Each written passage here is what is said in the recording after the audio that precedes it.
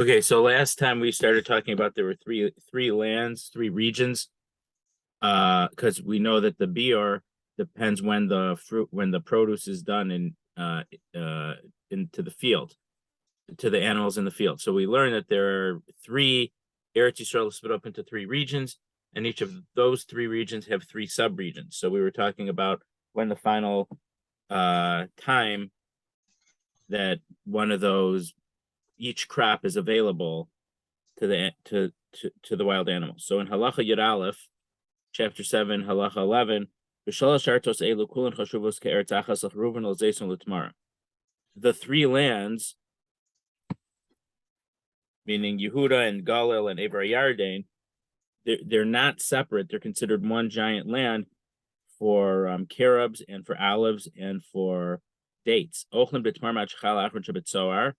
For dates, you follow when the last ones are available in Tzoar. So I don't know if Tzoar is identified with Tzoar that we're going to read about in next week's Parsha by Lot and his daughters. The Emasai Hukala ad Hapurim, and that is Purim time. And you could eat olives until Shavuos time, and grapes until Pesach the year after Shavuos with Grogros out of Hanukkah, and for the dried out figs until the Hanukkah after Motzai Shvius. So it probably means that wouldn't be this coming Hanukkah, but it would be the following Hanukkah, because they probably take out time to dry. But that's actually, I'm not sure which year it's talking about. Okay, so there's a bunch of opinions about this. But first, Rav Kook says that when he says Purim and Shavuos and Pesach and Hanukkah, that's if you don't know when the crop is done.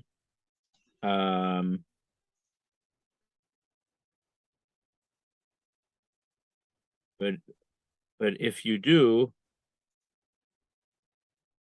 know when they were, you would, for carobs and for olives and for dates, you would follow when they're available somewhere near Eretz Yisrael. So whichever place is the last place to have them, you could still rely on that place and keep those fruits. So it doesn't have to be on the trees. It just has to be available for sale, or it's basically available on trees, because if it's not on the trees, how is it going to be available for the animal? I just think that the dried stuff, I'm not sure about the dried stuff though. It seems too crazy to say that it's the Hanukkah of the second year of Shmitta cycle. Yeah. Because even though we know that it lasts because it's dried, but it's not, it wouldn't be available for the animals in the field. I'm just saying, is the Rambam listing the things by their last time? So if you go Purim, because again, the fruits only have Kedusha Shvius, the fruits that ripen after Tu B'Shvat. When it says Purim, it doesn't mean Purim of Shmita. It means Purim of the first year, because the crop that grew during Shmita was harvested, whatever, in the summer a few months ago. And so when it means Purim, it means Purim, which is, still 4.5, months away.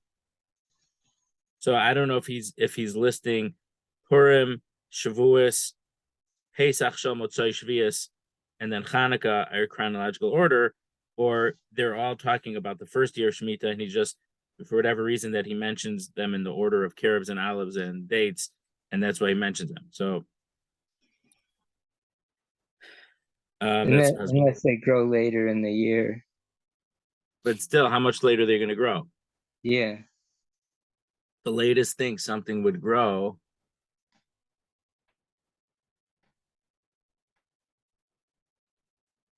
So the stuff that would be on the trees now would still be from Shemitah.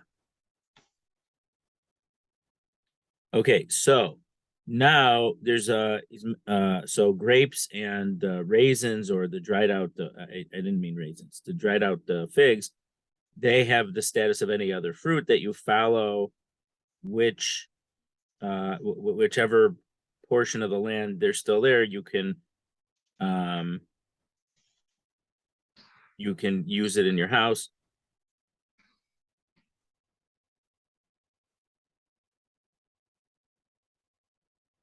what Rav Kook is saying here is that there's a difference between carobs and olives and dates, and that which the Rambam said at the end, grapes and dried out figs. That the first three things, the carobs and olives and tamarim, that's a halacha that there's one date for the entire Eretz Yisrael. But grapes and the dried figs, those have the same status of any other crop, that it depends in each region. You follow that region. However, there's a machlokas about this. The Rashi's opinion appears to be in the Mishnayos in the 9th chapter that grapes and the grogeros have the same status of carobs and olives and dates, that there's one halacha for all of Eretz Yisrael for them.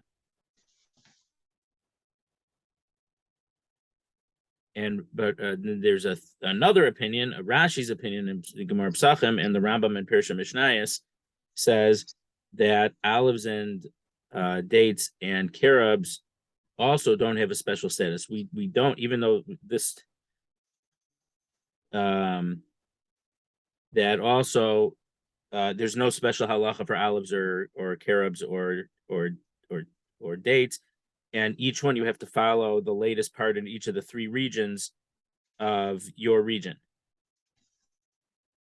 And then if you don't know when it is, then the times that the Rambam mentioned here from the Mishnayos are the times that you can rely on. But if you know for sure that something, it's instead of Purim, it was done by Tu B'Shvat, which is, a month earlier, so then you have to, in that region of Eretz Yisrael, you're no longer allowed to use that crop. And the Bartanura has another opinion that there's no difference between carobs and olives and dates, but they're like everything else, that it just depends when they are done with, in your region, when they're done, when they're no longer available for the wild animals in your, so the opinion I was just reading is that the reason that they're different is because that there is no deviation between the three regions. So the middle opinion is that for these three crops, the carobs and olives and dates, their ending time for those all three regions is exactly the same. And then this third opinion here, the Bartanura, holds that there's no specialness about or uniqueness about carobs and olives and dates, but they just follow every other. They're like anything else. Okay, so then the next point Rav Kook makes is, what about vegetables? So I guess putting away aside the Isra of Svichen, but what if you know that some things are growing next to a body of water? So because there's constantly water there, they keep growing. So does that mean that you could keep using it the whole year? So he says you're not allowed to.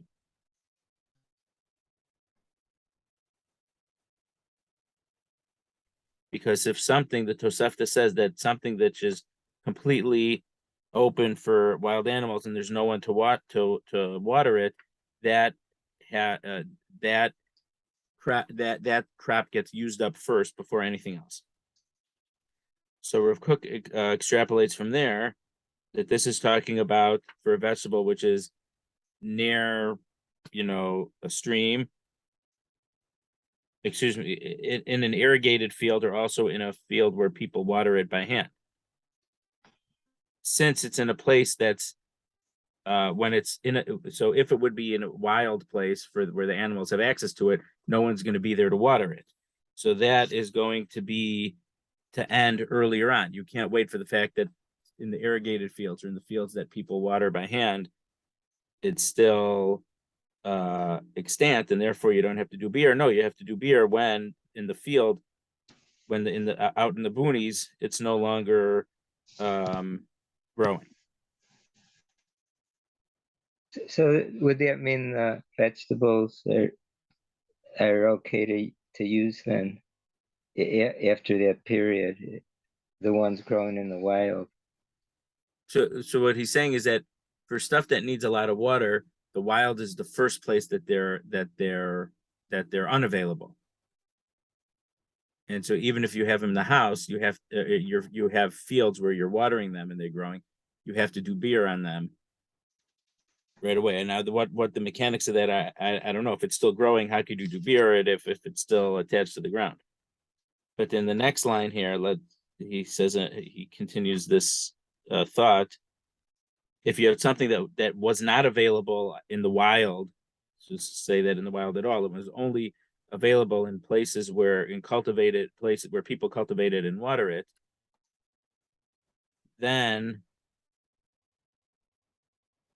obviously the only place it's available is in that field. So the date that it's done from that field is when you have to do beer, because there's no other way to measure it. But if there's something which is grown where we water it and it's also wild, I'm just using the word wild, but it also grows in a place where people don't water it, it appears that even the fruits would have the same status of these vegetables, and we would say that you have to do beer when it's not available in the irrigated place.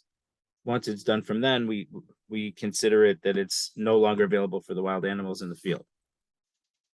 Then he mentions a couple things about the cabbage. Once the root dries out, then it's considered as if it is not available for the animals in the field. You have to do beer because the main eating for the animal is the root. So any similar thing, that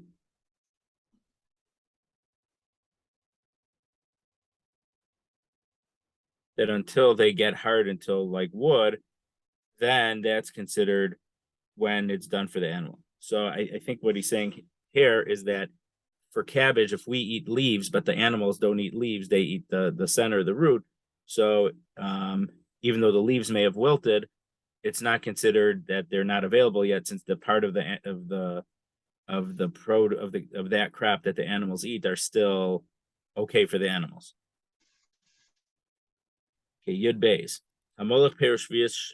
So this is also this what we're learning about this halacha. There's a big Gemara sugi about it in Gemara Pesachim daf, like in Beis and in Gimel. Hamolech Perush Vish, and that's also where some Rishonim discuss those are based in. Hamolech Perush Vish mimakom shekalu l'makom shel kalu, mimakom shel kalu l'makom shekalu chayav l'bayir. So let's say I'm going from Galil to Yehuda. So I have some fruit with me that either in Galil we still have it, but in my destination in Yehuda, they don't have it anymore. Or in my place we had to do bior, but in my destination they did not do bior yet. It's still available. So in both of those cases, I have to do bior. Because this traveler gets the stringencies of both places, the places of where he lives and where he started his travel, and the stringency of his destination. Paris of Eretz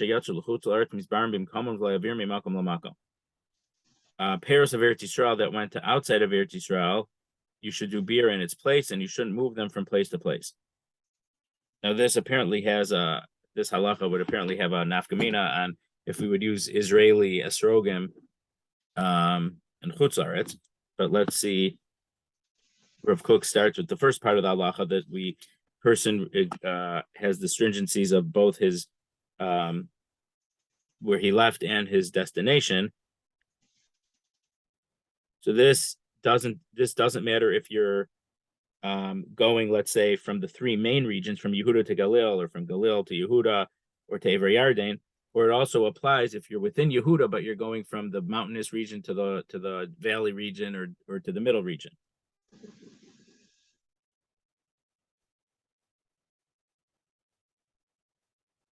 And in regard to the last part of the halacha about the prohibition about taking Shmitta produce from Eretz Yisrael outside of Eretz Yisrael, we already discussed, and Tosos and Pesachim says when you're allowed to sell, in situations where you're allowed to sell Shmitta produce, you're also allowed to take them to Chutz Haaretz. And therefore, it follows that in the places when you're allowed to take them to Chutz Haaretz, you're also allowed to move them from place to place, since you took them out of Eretz Yisrael with permission, because it was mutter. And it appears that if you took Shmitta produce within Eretz Yisrael from a place where it was still available to a place where it was no longer available, what happens if you go back to your first place? So you come from city A where this crop is available. You go to city B where it is not available, and then you go back to your original city where it's still available. So when you were in your middle place, you should have had to do beer because in that place this crop is no longer available. So if you did bring them back to the first place, and in the first place they still have that crop, you don't have to do beer because we don't find that there's a halacha that they're stuck once they were in a place where you couldn't use it, you can't use it anymore. Now there's a halacha like that in regard to Meiser Sheni. Once Meiser Sheni came into Yerushalayim, you're no longer allowed to take it outside Yerushalayim, and you wouldn't be allowed to redeem it for money. Once it was in Yerushalayim, it has a status. So we're saying there's no similar halacha like that in regard to Shmita, in regard to the beer.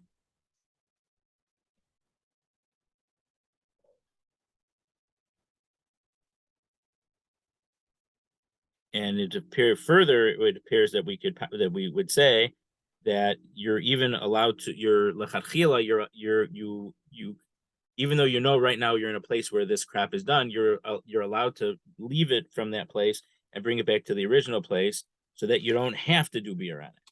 This is not considered part of the prohibition against bringing Shemitah produce from place to place.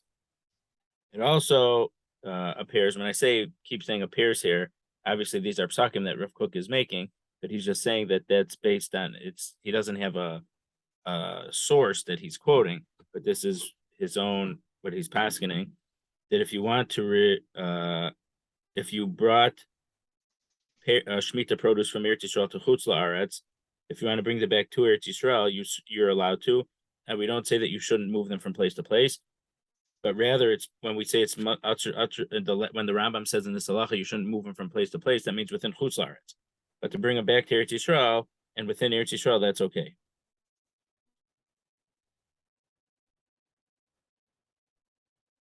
He's saying if you took something out of Shemitah produce out of Eretz Yisrael incorrectly, you have to do beer there. But if you want to bring them back to Eretz Yisrael to do beer in Eretz Yisrael, it's certainly mutter, and a blessing should come to him for doing this. So obviously, the most apparent application of this would be the esrogim for Shemitah. Now, the one thing, thinking about this, everyone buys, one esrog or two esrogim, so that part wouldn't be a problem. The problem is it mutter for a wholesaler? What's the heter for the wholesaler? Yeah, I don't know. I mean, again, if it's from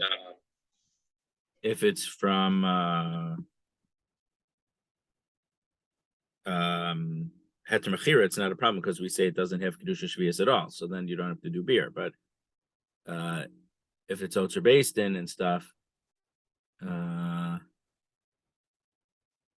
according to the Shita that otzer basin is already beer, then that's not a problem. But that seems to be an extreme opinion. Okay, Yud Gimel. Klal Gadol Amru b'Shvius. There's a important principle they said in Shmita. Kol shu ma'achal adam o ma'achal behema o mimin hatzovim. If it's human food or animal food, or it is something that's used for dyeing clothes and stuff, if it does not stay in the land,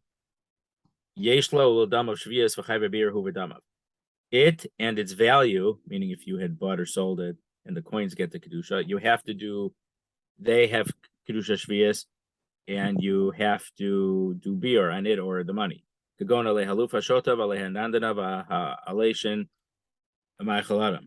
for example, we had different. This is wild onions. We translated this as something else.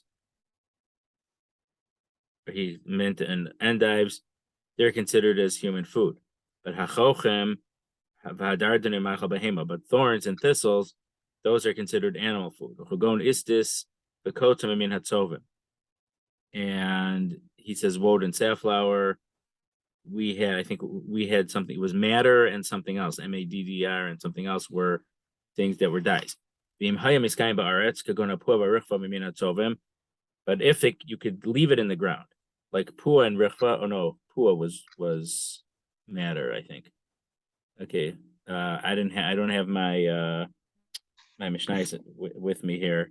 Have it at the shul, or this other crop. That those could stay in the ground. So even though they have sanctity of shvius, but because they could stay in the ground indefinitely, ein lahem biur v'lo lidmeya. You don't have to do beer on them or on their money if you had bought or sold them. Because they stay in the ground. You're allowed to get benefit and color diet through Rosh Hashanah, meaning the whole year. Okay, so now this is actually a technical thing which we haven't really seen too much here at all of with Rav Kook. So what is this luf hashota, which he translated as, this translation says it's wild onions. According to the Aruch, it's something like a beet, and it has wide leaves. But a different opinion is that it's some type of root which is eaten with meat, and it has long and wide leaves.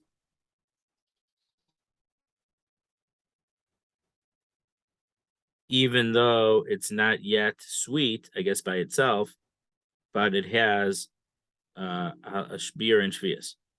And certainly for regular luf, because that was the wild, but for the unwild version, the regular version, that is much less bitter and it's much more edible. Certainly it has Shmitta. So some of these things, the list in this Mishnah, appear to be things that are on the bitter side, and it's not something that people would necessarily normally eat. That's one of the approaches to understanding this halacha. The things that are listed here. And also tormacin, even though they're not sweet, we consider them that the laws of Shmitta and beer apply to it. And this luf, there's three different parts of it. It has the leaf, it has, I guess, a stalk, and it has the root. So the leaf is considered edible, and that has Shmitta for the leaf itself and the value and the and for its coins, and you have to do beer for it. Then the stalk part, the middle part, which he calls pika in Hebrew. I haven't not familiar with that word too much, but I'm pretty sure it means stalk, which is underneath it's in between the root and the leaves. That has Shmitta, and the value of it has Shmitta, but it doesn't have any biur. And then the root has no Shmitta at all, and therefore it doesn't have biur either. So it is a doubt if these rules that we said for the stalk part, that it has Shmitta, but you don't have to do biur, or also in the root that you don't have to do biur or Shmitta at all. We're not sure if this halacha is only for this particular species, or for the wild version of the species. But if that applies also to the regular species, we don't know. So obviously there's a big difference in din. So if the regular species, if this halacha is only in regard to the regular species, it ends up that for the wild species, that it ends up for the regular species, the root has Shmitta sanctity. So obviously there's a big different distinct. It's very important halachically to know what because can you use this part of that crop? Does it have Shmitta sanctity or not? The Tosfos Anshe Shem seems to say that the regular luf, even its root has Shmitta, and you have to do biur, even though the Yerushalmi doesn't seem to say that. According to that, certainly the regular species does have the sanctity of Shmitta.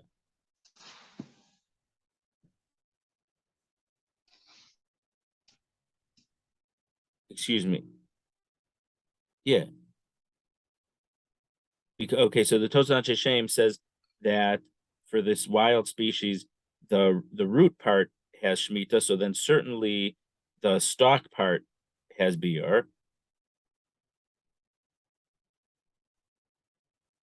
except he holds that the stalk part doesn't have biur.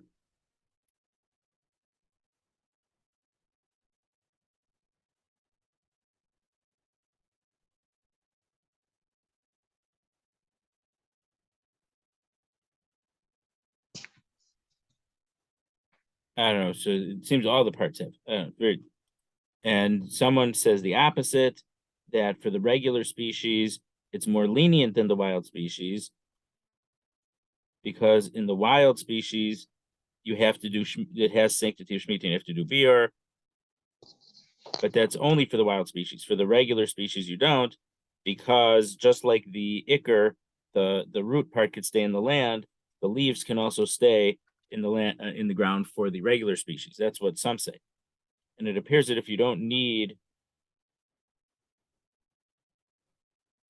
that, when we're talking about food, people food and animal food and dyes, they don't have to be just for this, but it doesn't have to be something that's used. But if it's raw, if it could be used as a person, as human food in a pinch, then it has the status of human food. And also, if something normally isn't used as a dye, but if you don't have anything else, you would use it as a dye. Or it's something you wouldn't usually feed your animal, but in this case, you would feed your animal that. Then it has the status of animal food or as a dye. And I think we saw this when we were learning in the Mishnayos, that according to some opinions, they mentioned some of these species. Now, endive, I don't remember if we necessarily translate it as endive, but endive is one of the species they could use for maror.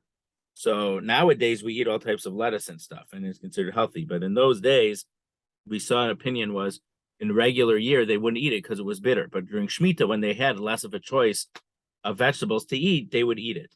So it's something that because when a time when you didn't have other vegetables to eat or leaf, you would eat it, that would make it enough as a human to be considered a human food.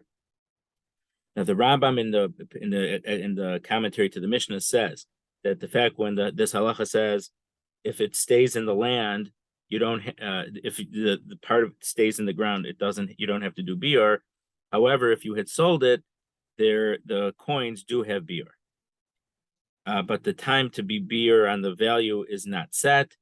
Just if you would sell these this crop, you have to do biur, and you shouldn't do any time later than Rosh Hashanah of the 8th year, which was, for us 2 months ago already. Excuse me, 1 month ago. It's not the 7th year. The meaning Rosh Hashanah of the end of the 7th year when the 8th year starts. Okay. Yeah. So he's saying there's no set time. So when you do it, you should do it as soon as possible. But before Shmitta, the Rosh Hashanah of the ends Shmitta. Yeah. And the Tosas on Sheshem says that that this, when you have to do biur on the value, that's if you sold them during Shmitta. But if you sold them after Rosh Hashanah of the 8th year, then you don't even have to do biur of their value. Meaning, because it stays in the land, it can stay for a while. So let's say 2 weeks ago, the day after Simchas Torah, or in Israel even, the day after Shmini Atzeres, because it's Chol Hamoed, you take this crop. So even though the crop is a Shemitah crop, the biur doesn't apply because it's no longer Shemitah. There is such an opinion. Okay, halacha Yadalit. But if something is not designated as human food or animal food or a type of dye,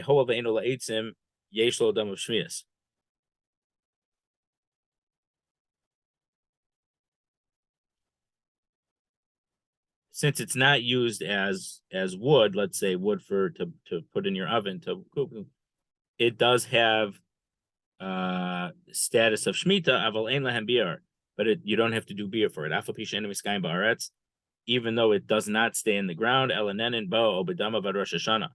but you can use it or its value or the money that if you sold it with until Rosh Hashanah could go in like the roots of the wild onion or the root of the mint, and the akravnim.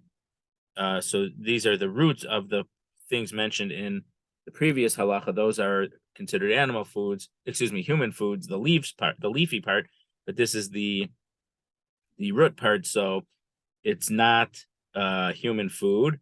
But because it's Shmita, you do have to treat it like Shmita, but there is no beer. So the Ravid says in this halacha, let's just read the Ravid inside.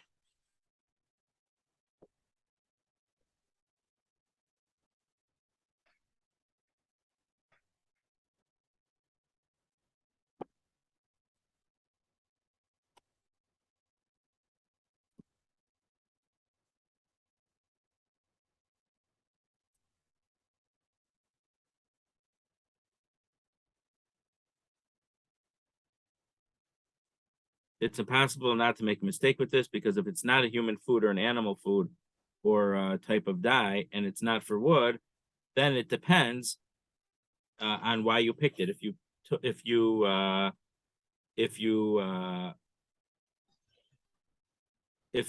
it to feed, to eat, then it would be a human food. If you took it for your animal, it would have the status of animal food.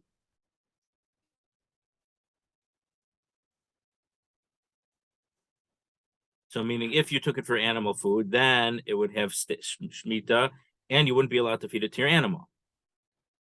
The animal food can't be cooked. So if we're not sure why you took it, then you wouldn't be allowed to cook. You'd have to eat it raw. And these are called the Sia, and Azov is Hyssop and Koranis, but it doesn't tell us if these crops have beer or not. So the general rule is, if it doesn't stay in the land, it has beer for it and its value. But there is a species that stays in the land, that there's a machlokas in the Mishnah between Rabbi Meir and the Chachamim.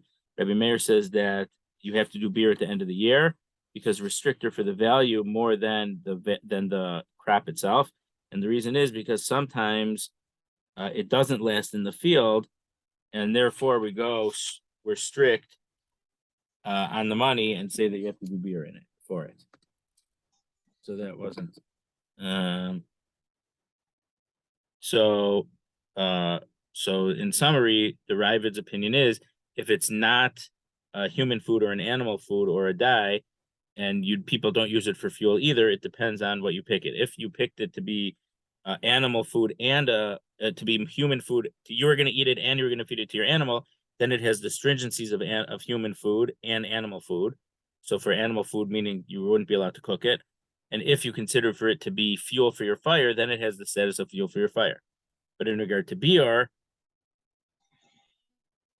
as long as you picked it to be food, whether it's for you or for your animal, if it doesn't last in the world, in the ground, you have to do beer. And if it does stay in the land, you don't have to do beer. Tezvav. Klipe rima vanet shalo. The peel of a pomegranate and the little flowery part at the top. Klipe agozim v'garinim, shells of nuts and the seeds. Yeshlam shvius l'dmeim shvius. Avalin lahem beer v'lo l'dmeim.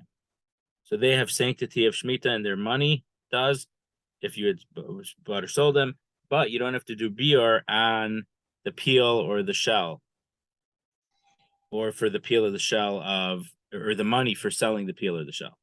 So lulvei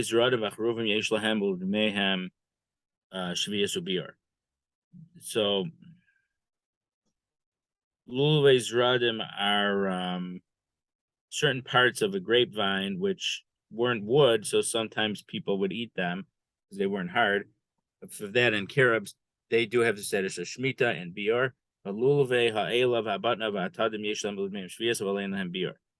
So this translation says the evergreen oak, the pistachio, and the boxthorn bush.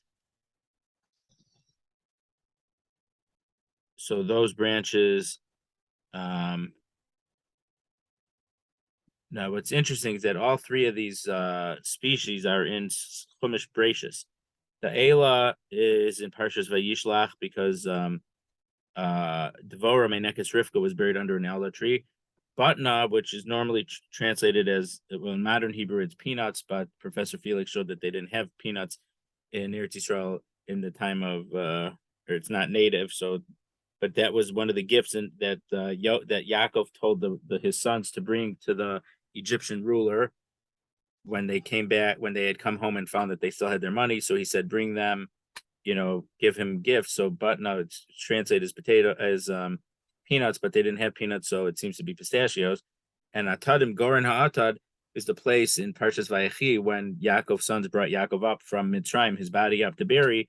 There was a special thing in Goren Ha'atad where all the native peoples of Canaan, they respected Yaakov. So the Goren Ha'atad, it happens to be that these three species are mentioned in Bereshis. So they have Shmitta, but there is no beer. So because the branches you eat, so it has Kedusha Shvius, but you don't have to do beer. But there are leaves that people definitely do eat that you have to do beer on that. So the Rash and the Mishnah and the Mishnah in the 7th chapter and the Bartanura says that even though it talks about here about nuts, the seeds of the nuts. Now I'm not exactly sure what seeds of nuts are. We know what the shells are, but it's not like a fruit that has a seed on the inside. This halacha does not apply to seeds of all fruit. It's only for seeds that are like these nuts that you can use them as fuel for your fire or to press oil out of them. So then they have kedusha shvius. So like the pits of olives that you can press some olive out of them, or dates that the seeds of dates that you could feed it to your animals, but seeds that you can't even give them to an animal, and you can't have any type of food. There's no way to get any food for it or die out of it. Then it has no Shmitta at all. And these seeds that have Shmitta, or the peel of a pomegranate and the flour pound on top, according to this opinion, they do have Shmitta and beer. Hazayin. Halacha ezo hishas beer ha'olam b'shas sheibolu v'noshim ilano sehem alizayis v'alei kanim v'alei chruvmein lehem beer lefisha inu novlos v'kalos. So the time of beer for leaves is when they wither and fall off of the tree. So obviously we have autumn right now, and some of the trees fall off. So this is talking about the edible leaves that people would eat. The leaves of olive trees and of reed trees and carob trees, there is no beer because they never wither and fall away. And the Rambam says in Parashat Mishnah that the ug, I don't know what the ug tree is, those leaves don't have beer, but grape leaves, you can eat them until they fall from the main branch. I mean the main grapevine. Yud Zayin. How long can you gather grasses during Shmita? So that's until the sweetness in the so Shayiva Shamasuk Vigabe. So there's I think there's two main opinions about what this halacha is.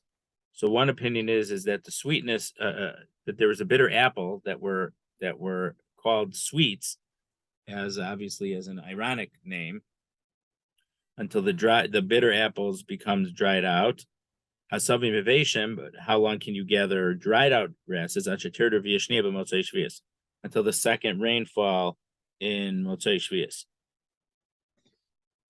So is this animal food? What do you do with the grasses?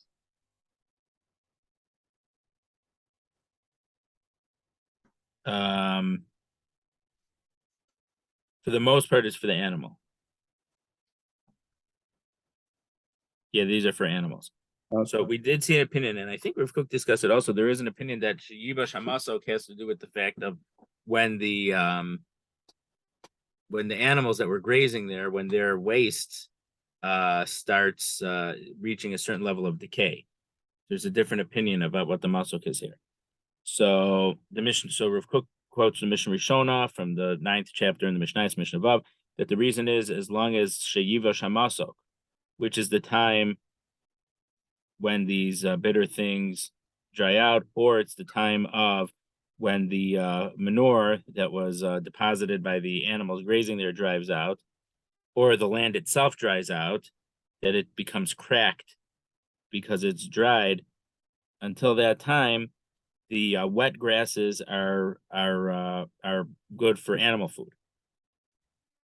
So therefore, we know, we learned earlier that you're not allowed to chop down a tree until you can get the fruit out of it. So or at least unless the reaches an edible level. So because you're going to use this to feed your animals, it's not considered destroying Shmitta plants. But once this time comes of when whatever this sweetness dries out or the bitterness dries out, then it's not animal food either. But then he's saying, seems to be held that the domesticated animals would eat wet grass, which I guess makes sense because the horses and the cows, they're eating grass that's grass that's growing. But then there's certain types of animals that you eat hay and dried out stuff. So the dried grasses are good for animals that eat that type of stuff. And until the second rainfall, they stay dry. And so therefore they can be used for animals who eat dry grass. But once the second rain comes, then they start decaying, and then they're not able to be used as food anymore. If you would gather it and dry them, or make it get withered, you're wasting stuff that grew during Shmitta. Therefore, you just have to leave it in the field, because there are some animals that would eat this type of stuff.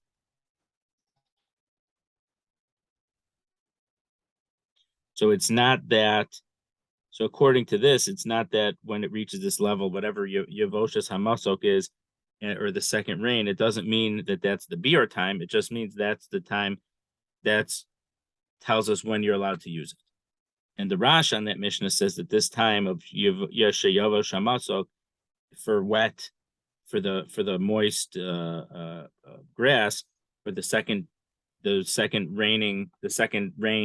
wave of rains, for the dried grass, that is the time of biur. So once it reaches those times, then it's not available for the wild animals anymore, and you have to do biur. So according to the first opinion, it has nothing to do with biur. According to this opinion, the Rash, this Mishnah is telling us halacha biur. And the Mishnah Rishona says this is only if you don't know when they're no longer available in the field, you use these times of when the masuk dries out or when the second rain comes. But if you know, you have to follow the time like we mentioned earlier today when the first few halachos that we were learning.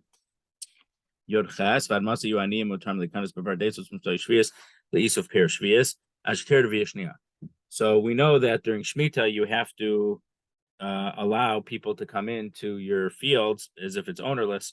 So how much of the 8th year do you have to let the poor people come in to gather the Shmitta fruit? And the answer is until the second rain comes.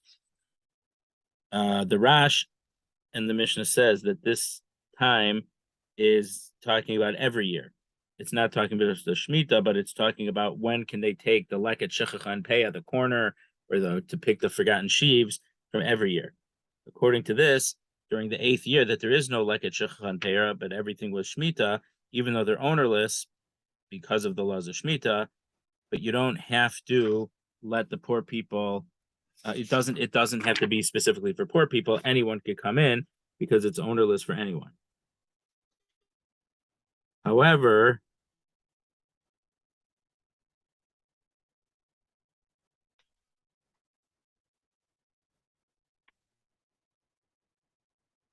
he also seems to say that you could take them out of your field and put them in the street for all passerby. Yud Tes. Havered v'hakofer v'halotim yeshlamu lidmeim shvius. Roses and cloves and lotem, he says chestnuts, they have Shmitta. So obviously vered and kofir have smell, but not really taste. I know some people cook with cloves. I don't know if I can't imagine that they grind up the entire clove, but I'm not an expert on that. Haktaf, who Ktaf is sap. So sap, which is this liquidy stuff, thick stuff that comes from trees and from the roots and from the leaves, does not have Shmita. But if stuff that comes out from stuff from an very early stage of fruits like grapes or dates, figs, things like that. But when they're a very, very early stage in their development called pagim, that is considered Shmita.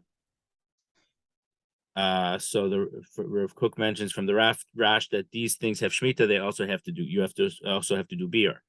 And the Tosas Yantav says that, but the Tosas Yantav argues and says they only have Shvius, but not beer. So there's a big machlokus when the Rambam here says that they have Shmita. Does that mean that they have Shmita and beer, or they have Shmita but not beer? It's machlokas Rishonim. Because these are not the main fruit of that crop.